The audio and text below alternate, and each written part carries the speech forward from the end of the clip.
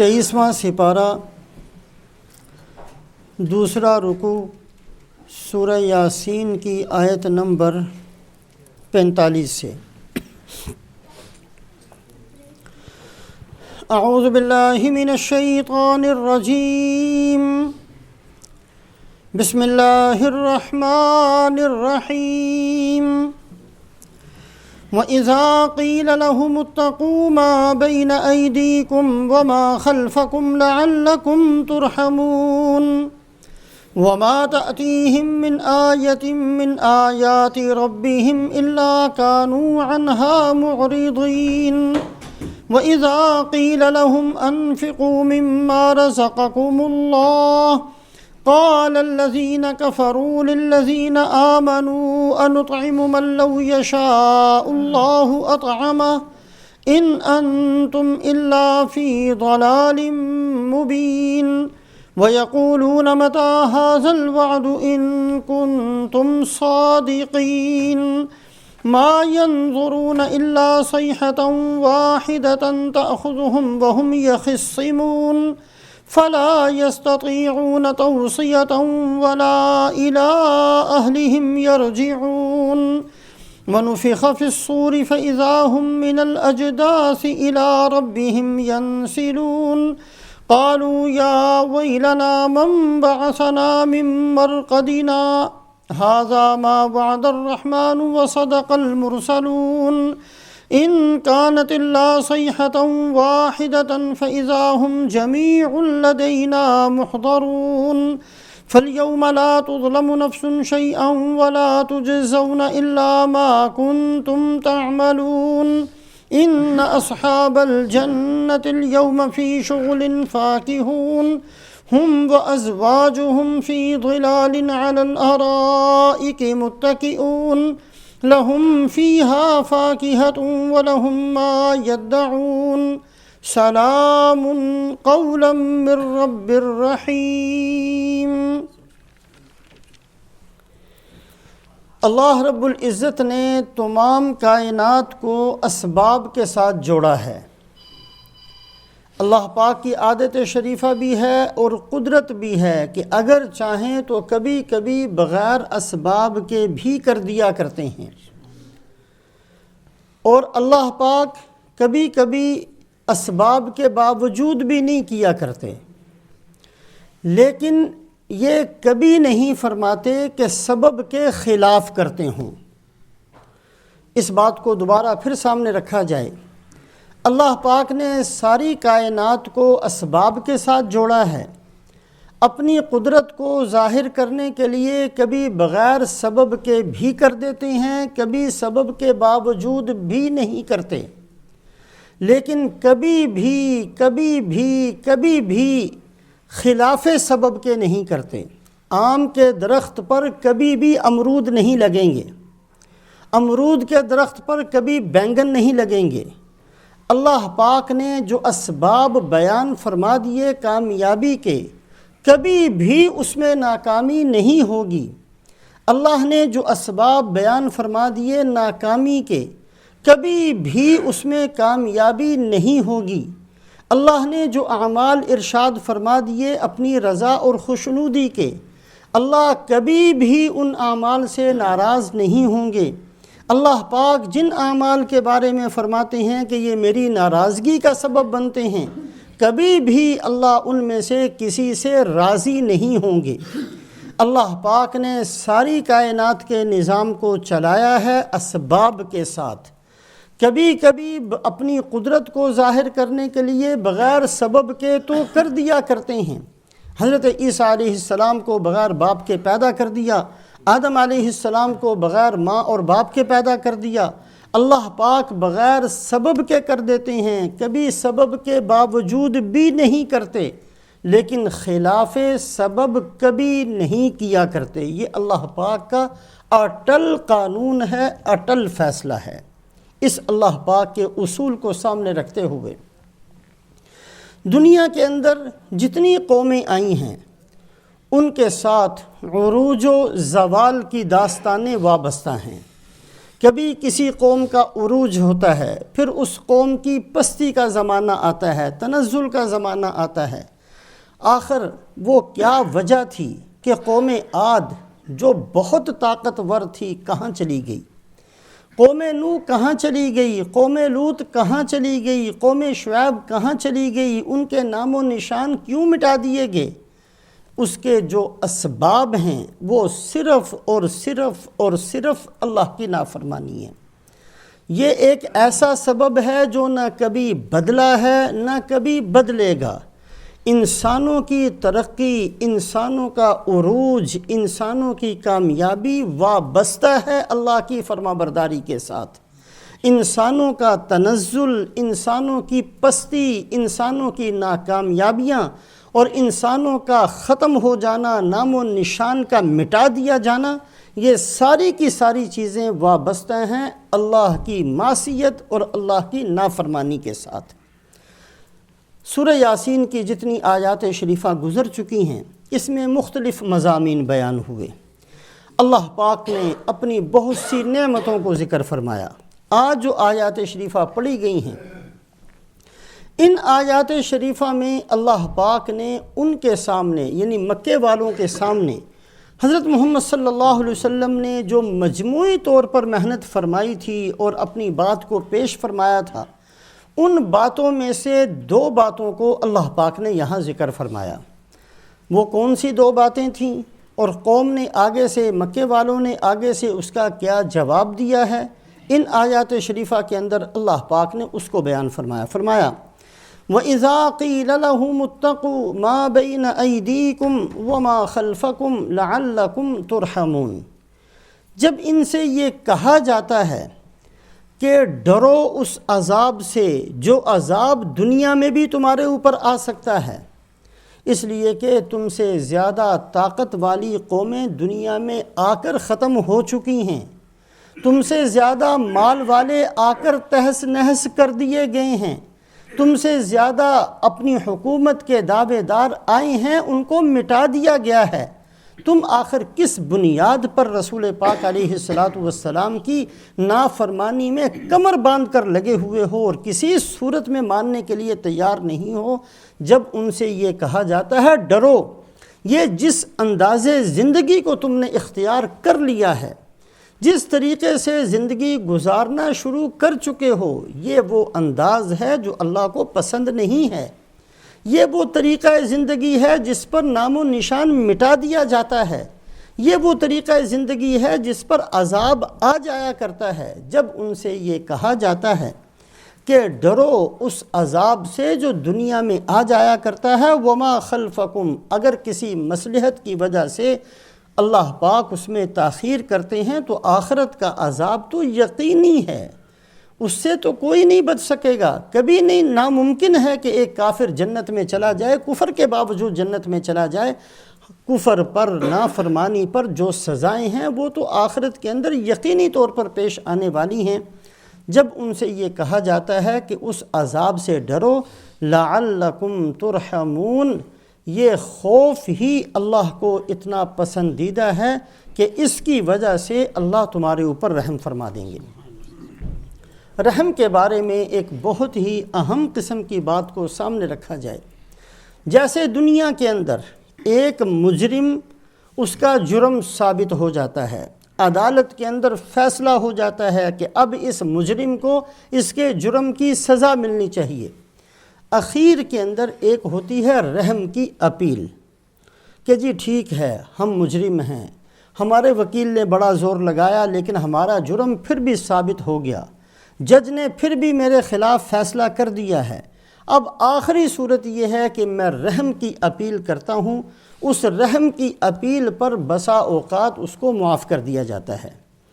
اللہ پاک بھی قیامت والے دن بعض مجرموں کو رحم کی بنیاد پر معاف کر دیں گے، یہ فرمائیں گے کہ تمہارا جرم ثابت ہے، تم نے جو جرم کیا تمہارے پاس اس کا کوئی عذر نہیں ہے، لکھنے والوں نے صحیح لکھا اور اس کو جو ہمارے نامہ اعمال میں محفوظ کیا گیا وہ بالکل درست تھا، کوئی عذر نہیں ہے، سزا تمہیں ملنی چاہیے، لیکن میں اپنے فضل اور اپنے رحم کی بنیاد پر تجھے چھوڑ دیتا ہوں۔ دنیا میں بھی ستاری کی، آج بھی ستاری کرتا ہوں۔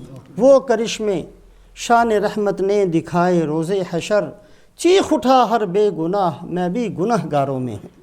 اللہ پاک بعض گناہ گاروں کے ساتھ یہ عجیب قسم کا معاملہ قیامت والے دن فرمائیں گے کہ اللہ پاک رحم کی بنیاد پر ان کو معاف کر دیں گے۔ یہ رحم کا معاملہ صرف مسلمانوں کے ساتھ ہوگا، اور مسلمانوں میں سے بھی کن کے ساتھ ہوگا؟ اللہ کبھی توفیق دے تو قرآن پاک کی ان آیات شریفہ کو ضرور پڑھ لیں ایک دفعہ زندگی میں، جہاں اللہ نے ترحمون کا لفظ ذکر کیا ہے۔ تقریباً 7 مقام ایسے ہیں، 7 جگہیں ایسی ہیں، یا 7 نیکیاں ایسی ہیں، یا 7 کام ایسے ہیں جن کو اللہ ذکر فرماتے ہیں اور فرماتے ہیں یہ کر لو لعلکم ترحمون، میں تمہارے ساتھ رحم کا معاملہ کر دوں گا۔ اللہ پاک ہمیں توفیق دے، ان کو پڑھیے اور ان اعمال کو اہتمام کے، ویسے تو پورے دن پر اہتمام کے ساتھ چلنا چاہیے، لیکن خاص طریقے سے وہ اعمال حسنہ، وہ اعمال صالحہ، ان کو ضرور اختیار کریں۔ ہم میں سے مجرم سب کے سب ہیں، گناہ گار سب کے سب ہیں۔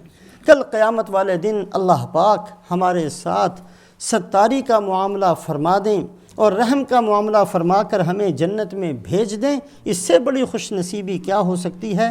ایک تو یہ آیت شریفہ کہ آدمی ڈرتا رہے میرے اس گناہ پر مجھے ابھی پکڑ نہ لیا جائے، جو میں یہ کرتا چلا جا رہا ہوں گناہ، کہیں ایسا نہ ہو کہ اللہ ناراض ہو کر اس پر میری گردن پکڑ لیں، کہیں اس کی سزا دنیا کے اندر ہی نہ آ جائے۔ سوچتے رہنا، چلتے رہنا، سوچتے رہنا، اپنے گناہوں کو سامنے رکھتے ہوئے اس استحضار کو کرتے رہنا کہ کہیں پکڑ نہ آ جائے، کہیں دنیا میں نہ پکڑا جاؤں، کہیں قبر میں پکڑا نہ جاؤں، کہیں آگے جا کے نہ پکڑا جاؤں۔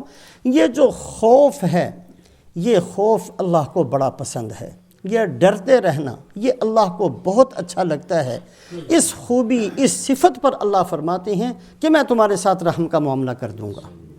ایک اور آیت شریفہ کے اندر فرمایا لولا تستغفرون اللہ لعلکم ترحمون، اے اللہ کے بندو توبہ استغفار کیوں نہیں کرتے ہو؟ توبہ استغفار کرتے رہو تاکہ میں بھی تمہارے ساتھ رحم کا معاملہ کر دوں۔ توبہ استغفار کرتے رہنا، ہم میں سے بعض لوگ یہ سمجھتے ہیں کہ شاید توبہ استغفار ہوتا ہے گناہوں پر۔ نبی کی تعلیم یہ نہیں ہے، صحابہ کی زندگی یہ نہیں ہے۔ صحابہ کے ہاں استغفار ہوتا تھا عمل پر، نماز پڑھ کر استغفار، روزہ رکھ کے استغفار، حج کر کے استغفار۔ اس بنیاد پر استغفار ہوتا تھا کہ اے اللہ جیسی نماز پڑھنی چاہیے تھی وہ نماز میں نے نہیں پڑھی، میں معافی مانگتا ہوں۔ اے اللہ جیسا روزہ رکھنا چاہیے تھا ویسا روزہ نہیں رکھا، میں معافی مانگتا ہوں۔ حضرت صدیق اکبر رضی اللہ تعالیٰ عنہ کا قصہ ہر وقت ہمارے سامنے رہے۔ ایک دفعہ سرکار دو عالم حضرت محمد صلی اللہ علیہ وسلم کی خدمت میں پہنچے، یا رسول اللہ صلی اللہ علیہ وسلم، آپ کا میرے ساتھ محبت کا ایک خاص تعلق ہے، اور تھا بھی، جو مقام صدیق اکبر کا ہے کسی کا نہیں ہے۔ اس خاص تعلق کی وجہ سے مجھے کوئی خاص قسم کی بات ارشاد فرما دیں۔ خاص تعلق ہے، اس خاص تعلق کی وجہ سے مجھے کوئی خاص قسم کی بات ارشاد فرما دیں۔ آپ صلی اللہ علیہ وسلم نے ارشاد فرمایا کہ اے ابو بکر، جب نماز پڑھا کریں تو نماز کے اخیر میں اللہم انی ظلمت نفسی ظلما کثیرا ولا یغفر الذنوب الا انت فاغفر لی مغفرۃ من عندک وارحمنی انک انت الغفور الرحیم۔ یہ جو دعا سلام پھیرنے سے پہلے پڑھی جاتی ہے، یہ دعا رسول پاک علیہ الصلاۃ والسلام نے صدیق اکبر کو سکھائی۔ کبھی غور تو کریں اس بات پر، پوچھنے والے کون ہیں جن سے اچھا افضل پوری انسانیت میں کوئی نہیں، بتانے والے کون ہیں ان سے اونچا نبی دنیا میں کوئی نہیں، اور بتا کیا رہے ہیں کہ نماز پڑھو تو یہ کہو اے اللہ میں نے اپنی جان پر ظلم کیا۔ نماز پڑھی ہے، اس میں کون سا ظلم کیا ہے؟ نماز پڑھی ہے، کوئی نافرمانی تو نہیں کی ہے، اللہ کا بہت بڑا حکم پورا کیا، اور کرنے والا صدیق اکبر جیسا بندہ ہے۔ یہ سکھایا ہے رسول پاک علیہ الصلاۃ والسلام نے کہ مسلمان تو اپنی نیکیوں پر بھی توبہ استغفار کرتا ہے۔ گناہ ہو جائے تو کیا حالت ہونی چاہیے اس کا اندازہ ہم خود کر لیں۔ یہ بہت بڑی بد نصیبی ہوتی ہے کہ گناہوں کو بھی بندہ بھولتا چلا جائے اور گناہوں کے بعد بھی اس کی آنکھوں میں پانی نہ آئے، گناہوں کے بعد بھی اس کے دل میں کانپنا پیدا، حرام کھاتا چلا جائے، غیبتیں کرتا چلا جائے، حسد دل میں رکھتا چلا جائے، اللہ کی نافرمانیاں کرتا چلا جائے، احکام توڑتا چلا جائے، پھر بھی مطمئن ہو کر بیٹھا رہے کہ مجھے کوئی پرواہ نہیں، جنت میرے لیے پکی ہے۔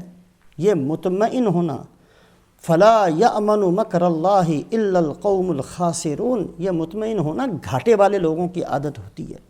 تو رسول پاک علیہ السلام نے استغفار سکھایا ہے اعمال صالحہ پر۔ لولا تستغفرون اللہ لعلکم ترحمون، اللہ فرماتے ہیں استغفار کرتے رہو، اس لیے کہ یہ استغفار کرنا، توبہ کرنا مجھے اتنا اچھا لگتا ہے، قیامت والے دن اس کی بنیاد پر میں تمہارے اوپر ستاری کر دوں گا، رحم کا معاملہ کر دوں گا۔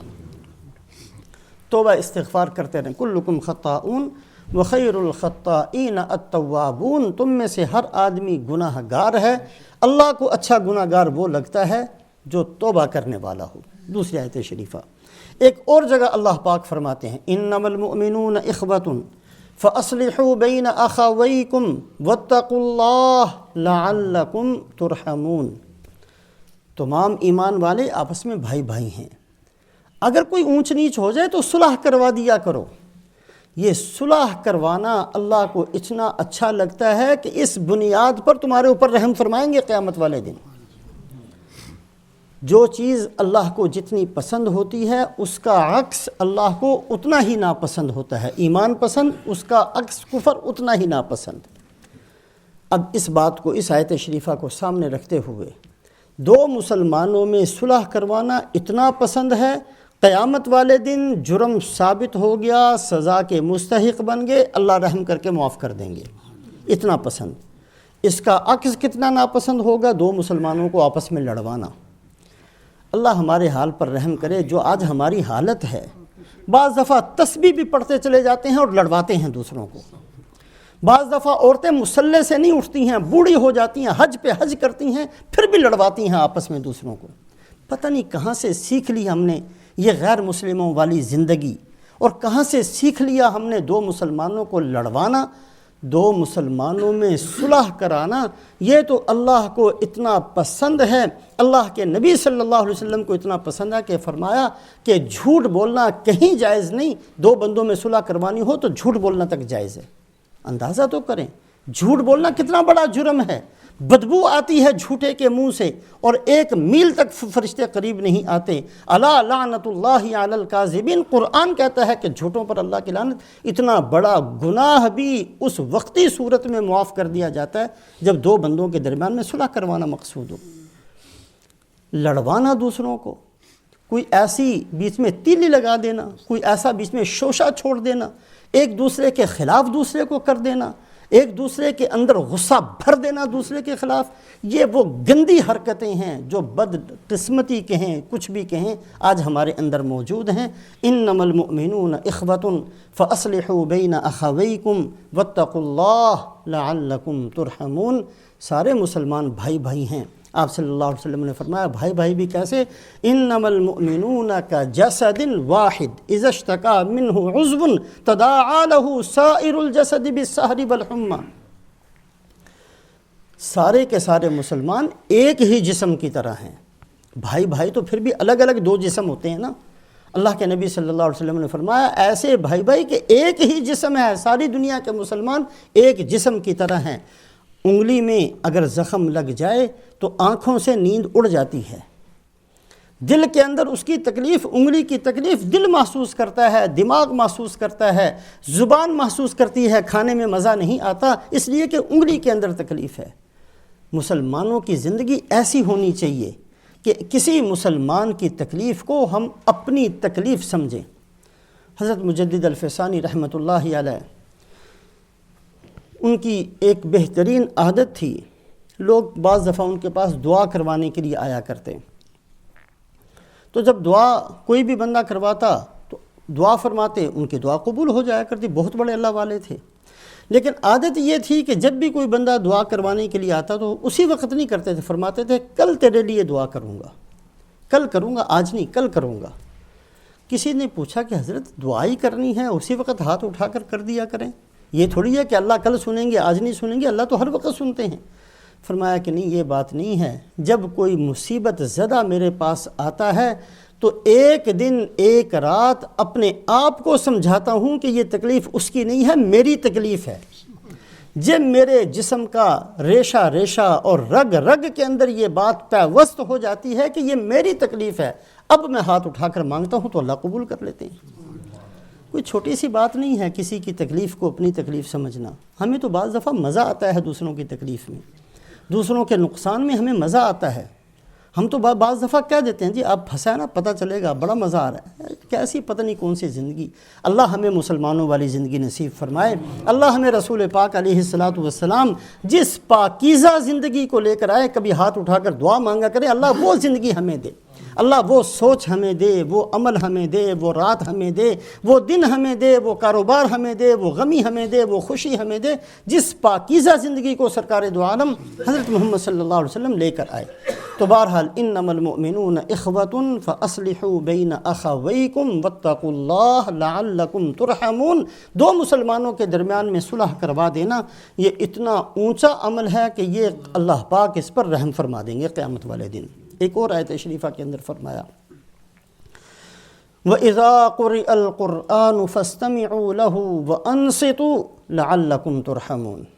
اللہ کا قرآن پڑھا جاتا ہو چپ ہو جانا، اسی وقت سننا شروع کر دینا، ادب کے ساتھ، احترام کے ساتھ، اللہ کے قرآن کی تلاوت کو سننا اس انداز سے میرے رب کا کلام۔ حضرت عبداللہ ابن مسعود رضی اللہ تعالیٰ عنہ قرآن کھولا کرتے، ھذا کلام ربی، ھذا کلام ربی، فرماتے یہ میرے رب کا کلام ہے، بے ہوش ہو کر گر جاتے، پھر اٹھتے، پھر وضو کرتے، پھر قرآن کو ہاتھ لگاتے، ھذا کلام ربی، پھر بے ہوشی ہو کر، اتنا روب تھا میرے رب کا کلام۔ ہم نے تو قرآن کو کچھ سمجھا ہی نہیں ہے، جیسے عام کتاب ہوتی ہے ویسے قرآن ہم نے سمجھ لیا، جب دل کیا پڑھ لیا، جب دل کیا اٹھا کے رکھ دیا، نہ عمل کی نیت سے پڑھا، نہ ادب سے پڑھا، نہ احترام سے پڑھا، اور اللہ حفاظت فرمائے بہت سارے بندے پڑھا کر بھول بھال گئے۔ قرآن کے ساتھ جو ہم نے معاملہ کیا ہے وہ ہمارا بہت ہی زیادہ عجیب قسم کا معاملہ ہے۔ وَإِذَا قُرِئَ الْقُرْآنُ فَاسْتَمِعُوا لَهُ وَأَنصِتُوا لَعَلَّكُمْ تُرْحَمُونَ۔ جب قرآن پڑھا جاتا ہو سنا کرو کان لگا کر، اور چپ ہو جایا کرو، اس وقت اپنی باتیں چھوڑ دیا کرو۔ یہ اللہ کو اتنا اچھا لگتا ہے کہ اس پر اللہ قیامت والے دن رحم کا معاملہ فرما دیں گے۔ جرم ثابت ہو چکا، فیصلہ ہو چکا، پھر بھی اللہ پاک یہ 7 آیتیں تقریباً، یہ 7 اعمال صالحہ ایسے ہیں جو اللہ پاک نے ذکر فرمائے، لعلکم ترحمون ذکر فرمایا۔ بہرحال یہ تو لمبا بات چلی جائے گی۔ یہاں اللہ پاک نے جو ایک بہترین عمل کو ذکر فرمایا وہ خوف زدہ رہنا تھا۔ آدمی اپنے گناہوں کو سوچ کر خوف زدہ رہے۔ رسول پاک علیہ السلام سے پاک کوئی نہیں، آپ سے بڑا کوئی نہیں، آپ سے اعلیٰ کوئی نہیں، آپ سے افضل کوئی نہیں۔ سرکار کی عادت شریفہ، صحابہ فرماتے ہیں متواصل الاحزان دائم الفکرہ، مسلسل غم زدہ رہتے تھے سرکار دو عالم صلی اللہ علیہ وسلم۔ چہرہ انور پر ہمیشہ غم کے اثرات ہوا کرتے، کھل کھلا کر پوری زندگی میں ایک دفعہ بھی نہیں ہنسے۔ ذرا سی ہوا چلتی فوراً مسجد کی طرف متوجہ ہو جاتے کہ کہیں عذاب تو نہیں آ گیا، کہیں اللہ پاک نے قیامت تو نہیں قائم کر دی۔ یہ وہ خوف تھا، یہ وہ تعلیم تھی جو اپنی امت کو سکھائی کہ اپنے آپ کو خوف زدہ رکھنا یہ اللہ کو بہت اچھا لگتا ہے۔ اپنی نیکیوں کے بارے میں بھی خوف زدہ رہنا۔ اس لیے صلحاء فرماتے ہیں کہ خوش نصیبی، سعادت، اس کی نشانی ایک تو یہ ہے کہ آدمی اپنی نیکیوں کو بھول جائے اور گناہوں کو یاد رکھے۔ بدبختی کی نشانی یہ ہے کہ نیکیاں یاد رہیں، گناہ بھول جائے۔ جو نیکیاں ہم نے کی ہیں پتہ نہیں قبول ہوئی ہیں کہ نہیں ہوئی، کتنا بگاڑ اس کے اندر تھا، کتنا ہم نے اس کو ریاکاری کی نیت سے کیا تھا، پتہ نہیں اللہ کے دربار میں پہنچی بھی ہیں کہ نہیں، وہ تو ہمیں یاد رہتی ہیں۔ اور جو گناہ کر چکے ہیں پتہ نہیں وہ لکھے ہوئے ہیں، معاف ہوئے ہیں کہ نہیں، ان کو ہم بھول جاتے ہیں۔ سعادت کی نشانی یہ ہے کہ آدمی اپنے گناہوں کو یاد رکھے۔ اللہ پاک کو یہ چیز بڑی پسند ہے، بہت محبوب ہے کہ آدمی خوف زدہ رہے، اپنی زندگی کے بارے میں ڈرتا رہے اور یہ سوچتا رہے کہ پتہ نہیں کس گناہ کے اوپر پکڑ نہ آ جائے۔ یہ وہ چیز ہے جس پر اللہ پاک رحم کا وعدہ فرماتے ہیں۔ اللہ ہمیں توفیق نصیب فرمائے۔ وَمَا تَأْتِيهِم مِّنْ آيَةٍ مِّنْ آيَاتِ رَبِّهِمْ إِلَّا كَانُوا عَنْهَا مُعْرِضِينَ۔ اللہ فرماتے ہیں کہ جب بھی میری نشانیوں میں سے، میری آیات میں سے کوئی آیت بھی ان کے سامنے پہنچتی ہے، جنت کا ذکر ہو، جہنم کا ذکر ہو، گزشتہ قوموں کا ذکر ہو، احکامات کی آیات ہوں یا کسی چیز سے منع کرنے کی آیات ہوں یا تزکیے کی آیات ہوں، صفات کی آیات، جو بھی کچھ ان کے سامنے ہوتا ہے، وَمَا تَأْتِيهِم مِّنْ آيَةٍ مِّنْ آيَاتِ رَبِّهِمْ إِلَّا كَانُوا عَنْهَا مُعْرِضِينَ۔ عجیب عادت انہوں نے اختیار کی ہے، ہر چیز کے اوپر اپنا منہ دوسری طرف پھیر لینا اور کسی چیز کو بھی سننے کے لیے اور سمجھنے کے لیے آمادہ نہ ہونا۔ یہ عادت تھی مکے والوں کی، یہ عادت تھی ابو جہل، ابو لہب جیسے لوگوں کی، کہ جو کچھ بھی اترا ہے اللہ کے نبی صلی اللہ علیہ وسلم پر اور رسول پاک علیہ السلام نے جو کچھ بھی بیان کیا، جنت کی بڑی بڑی نعمتیں بیان کی، کوئی فرق نہیں پڑا۔ جہنم کے عذاب ان کے سامنے بیان کیے، آیات بیان کی، قرآن پڑھ کر سنا، کوئی فرق نہیں پڑا۔ یہ اللہ پاک ان کی بری عادت کو ذکر فرماتے ہیں۔ تھوڑا سا آج ہم بھی اپنی قساوت قلب کو، اپنے دلوں کی سختی کو، اپنے دلوں کے پتھر ہو جانے کو ہم بھی کبھی سوچ لیا کریں۔ ہمیں کون سا فرق پڑتا ہے؟ ہمارے اوپر بھی تو کوئی اثر نہیں ہوتا۔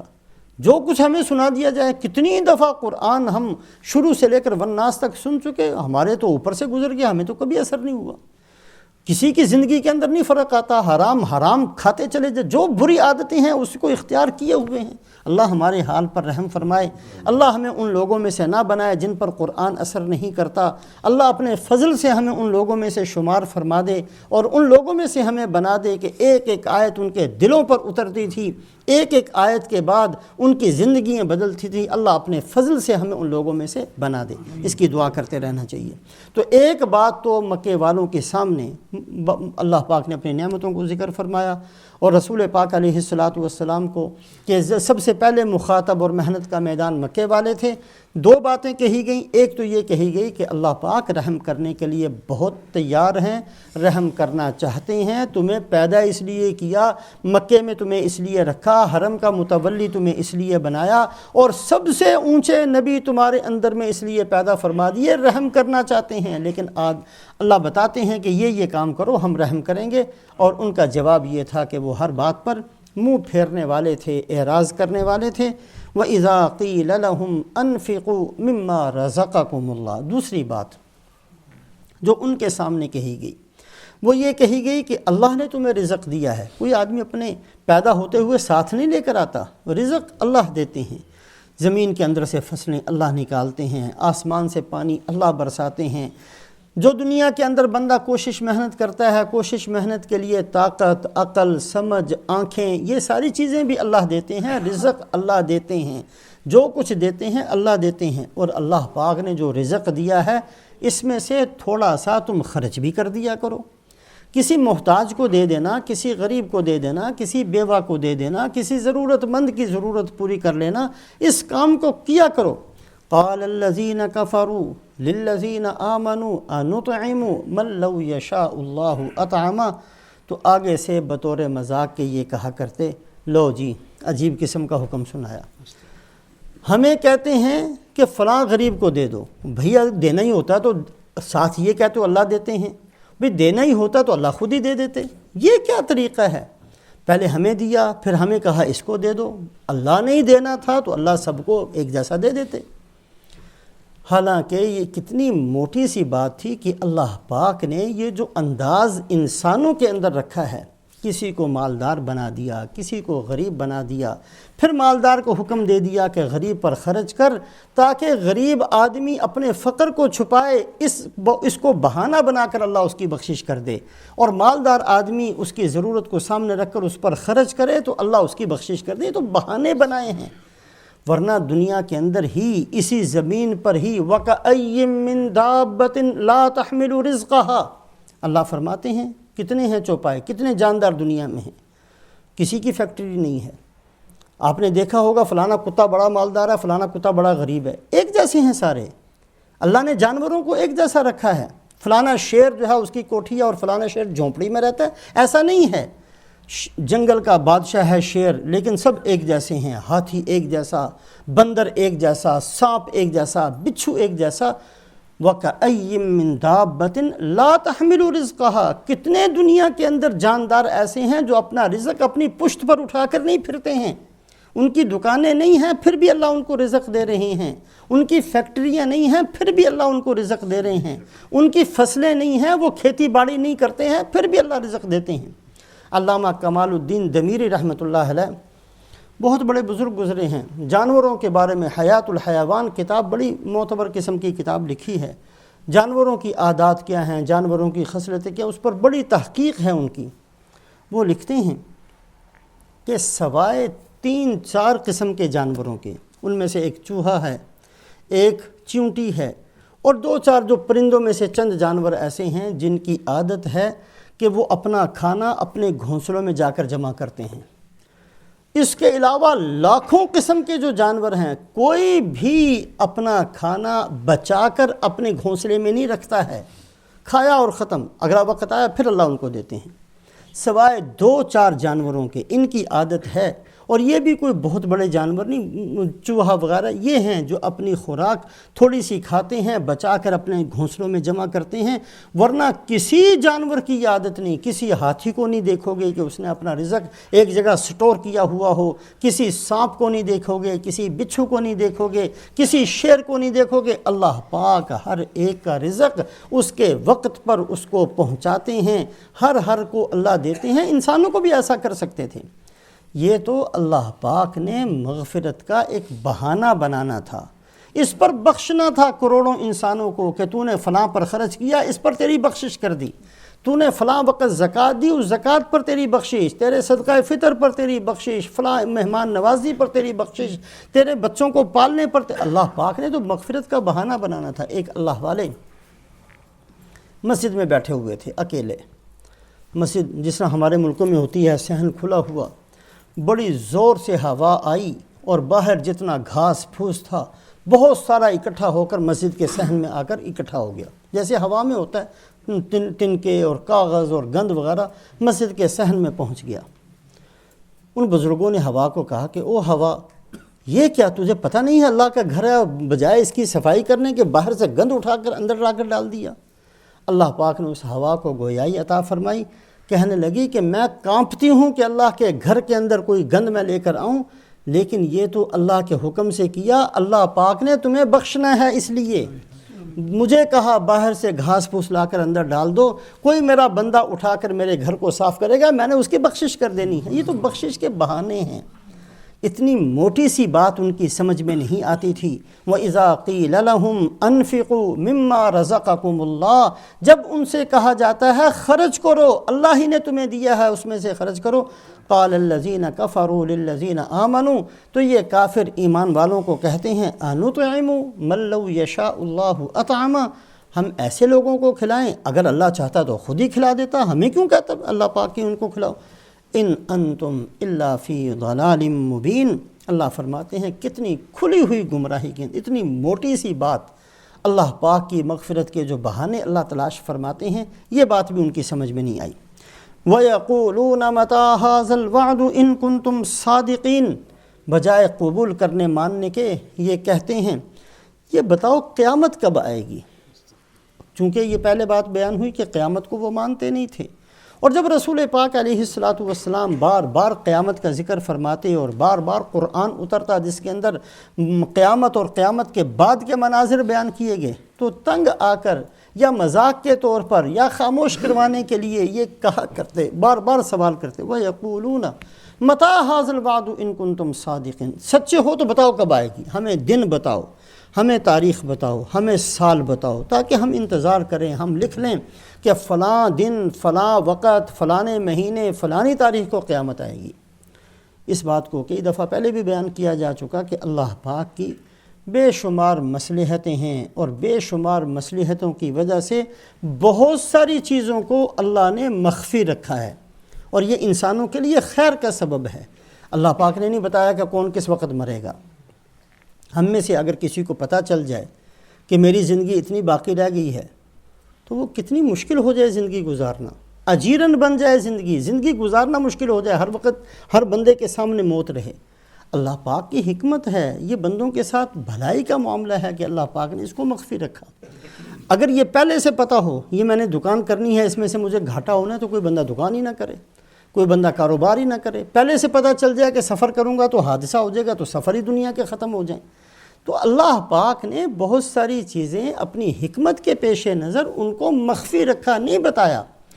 ایک بچہ پیدا ہوتا ہے، ماں باپ اس کے ساتھ محبت اور پیار سے پیش آتے ہیں، اگر پہلے ہی بتا دیا جائے یہ بڑا ہو کر تمہارا نافرمان بنے گا، کون ماں باپ ہے جو اس بچے کو پالیں گے اور اس کی پرورش کون کرے گا؟ اللہ پاک نے مخفی رکھا ہے، نہیں بتایا یہ فرما بردار بنے گا یا نافرمان بنے گا، یہ نیک بنے گا یا بد بنے گا۔ تمہاری زندگی کی بہت ساری چیزیں ہیں جن کو مخفی رکھا ہے، اور ان میں سے قیامت تو ایسی چیز ہے جس کا علم اللہ پاک نے انبیاء کو، رسول پاک علیہ السلام کو، فرشتوں تک کو نہیں دیا۔ حدیث جبرائیل جو ہم بار بار سنتے رہتے ہیں، حضرت جبرائیل علیہ السلام نے آ کر اسلام کے بارے میں، ایمان کے بارے میں سوال کیا، پھر قیامت کے بارے میں بھی سوال کیا۔ آپ نے فرمایا مل مسئول عنہا بأعلم من السائل، جتنا تمہیں پتہ اس سے زیادہ مجھے نہیں پتہ، یعنی قیامت کے بارے میں نہ آپ جانتے ہو نہ میں جانتا ہوں۔ اللہ پاک نے اپنی حکمتوں کے پیش نظر اس کو مخفی رکھا، لیکن اسی بات کو مکے والے بار بار پوچھتے وَيَقُولُونَ مَتَىٰ هَٰذَا الْوَعْدُ إِن كُنتُمْ صَادِقِينَ، اگر سچے ہو تو ہمیں دن بتاؤ، ہمیں مہینہ بتاؤ، ہمیں تاریخ بتاؤ، ہمیں وقت بتاؤ کہ قیامت کب آئے گی۔ مَا يَنظُرُونَ إِلَّا صَيْحَةً وَاحِدَةً تَأْخُذُهُمْ وَهُمْ يَخِصِّمُونَ، اللہ فرماتے ہیں یہ کسی چیز کا انتظار نہیں کر رہے سوائے اس بات کا کہ ایک چنگھاڑ یعنی سور پھونک دیا جائے۔ جب سور پھونک دیا جائے گا تأخذهم وهم يخصمون، یہ آپس میں جھگڑ رہے ہوں گے، پہلے بتا کر نہیں آئے گا، اچانک سور پھونکا جائے گا۔ ایک حدیث پاک کے اندر فرمایا دو آدمی کپڑے کا سودا کر رہے ہوں گے، تھان کو کھول کر پھیلایا ہوگا کہ سور پھونک دیا جائے گا۔ ایک آدمی اپنے حوض کی لپائی کر رہا ہوگا تو سور پھونک دیا جائے گا۔ جو بازار میں ہوگا اس کو مہلت نہیں ملے گی کہ اپنے گھر واپس آ جائے، کسی کو اتنا موقع نہیں ملے گا کہ ایک دوسرے کو کہہ سکے دیکھو میں مرنے والا ہوں یہ کرنا، نہ کوئی وصیت کر سکے گا، نہ کوئی اپنے گھر لوٹ سکے گا۔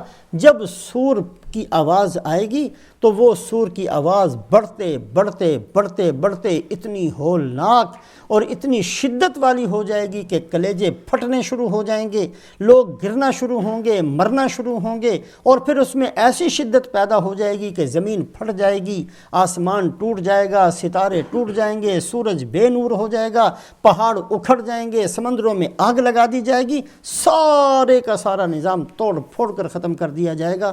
رسول پاک علیہ السلام نے ایک حدیث پاک میں فرمایا کیف انعم وصاحب السور قد التقم، میں آرام سے کیسے رہ سکتا ہوں حالانکہ حضرت اسرافیل جن کو اللہ پاک نے سور کے اندر پھونک مارنے کے لیے مقرر فرمایا ہے، اس نے اس کو منہ میں رکھا ہوا ہے۔ یہ نہیں کہ وہ مطمئن ہو کر بیٹھا جب کہا جائے گا پھر نہیں، منہ میں رکھ لیا ہے۔ وَأَصْغَى سَمْعَهُ وَحَنَا جَبْهَتَهُ، اس نے اپنے کان کو، جیسے کوئی باریک آواز سننے کے لیے بندہ بڑا متوجہ ہوتا ہے، ایسے کان کو جھکایا ہوا ہے، پیشانی کو متوجہ کیا ہوا ہے، اور وہ منتظر ہے متى یؤمر، ینتظر متى یؤمر، انتظار میں ہے حکم ہو اور وہ پھونک مارنی شروع کر دے۔ ایسے منظر کے ہوتے ہوئے ہم آرام سے کہاں رہ سکتے ہیں؟ تو اللہ فرماتے ہیں کہ ان پر کوئی چیز اثر نہیں کرتی، یہ صرف اسی آواز کے انتظار میں ہیں جو سارے نظام کو توڑ پھوڑ کر ختم کر دے۔ جب وہ آواز آئے گی فلا یستطیعون توصیہ ولا الی اہلہم یرجعون، نہ تو ایک دوسرے کو وصیت کر سکیں گے نہ ہی اپنے گھروں کو لوٹ سکیں گے۔ اس کے بعد سارے نظام کو توڑ پھوڑ کر ختم کر دیا جائے گا۔ 40 سال روایات کے اندر آتے ہیں کہ ایسے ہوں گے کہ اللہ کے علاوہ کوئی نہیں ہوگا۔ اللہ فرمائیں گے لمن الملک اليوم، آج کس کی حکومت ہے؟ خود ہی جواب دیں گے للہ الواحد القہار، آج صرف میری حکومت ہے، کوئی دنیا کے اندر نہیں۔ پھر 40 سال کے بعد اللہ پاک دوبارہ حضرت اسرافیل علیہ السلام کو زندہ فرمائیں گے اور ان کو دوبارہ دوسری دفعہ سور کے اندر پھونک مارنے کا حکم دیں گے۔ یہ حشر کا دن ہوگا، قبروں سے اٹھنے کا دن ہوگا۔ اس کو اللہ پاک نے اگلی آیات شریفہ کے اندر بیان فرمایا، انشاءاللہ اس کا بیان بعد میں ہوگا۔ جو ہم نے پڑھا ہے اللہ اپنے فضل و احسان سے ان ساری باتوں پر عمل کرنے کی ہمیں توفیق نصیب فرمائے۔ اللہم صلی علی سیدنا و مولانا محمد وعلی آل سیدنا و مولانا محمد وبارک وسلم۔ ربنا ظلمنا انفسنا وإن لم تغفر لنا وترحمنا لنكونن من الخاسرین۔ ربنا آتنا فی الدنیا حسنة وفی الآخرة حسنة وقنا عذاب النار۔ سبحان ربک رب العزة عما یصفون وسلام علی المرسلین والحمد للہ رب العالمین برحمتک یا ارحم الراحمین۔ انشاءاللہ